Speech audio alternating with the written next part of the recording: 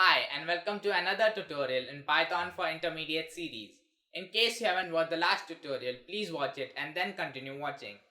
Alright, now let's jump in and get started.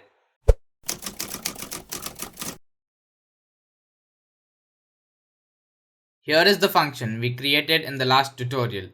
In this tutorial, I am going to show you how to take the input here instead of asking it in the function.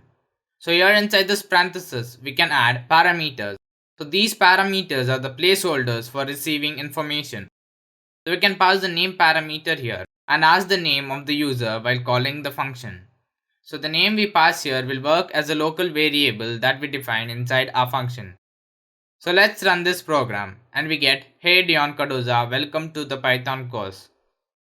So now let's call the function again and pass a different name. Let's say James Robert. Imagine if we didn't have this function, we had to repeat this line twice. So this is the benefit of the function. We can take a few lines of code and put it inside the function.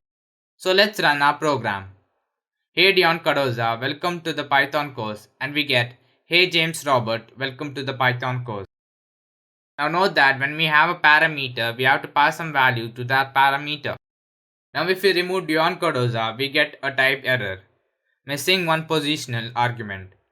The argument in programming is the value that we pass to the function.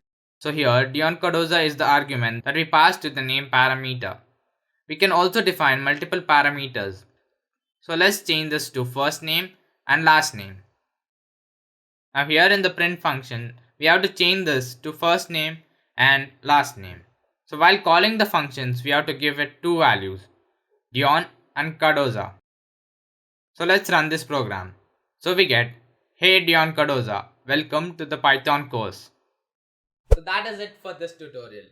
Please support my hard work by liking this video and sharing it with others. Also leave a comment letting me know what more do you want to learn in this intermediate series. Also subscribe to my channel for more tutorials like this. Thank you so much for watching and I hope to see you soon.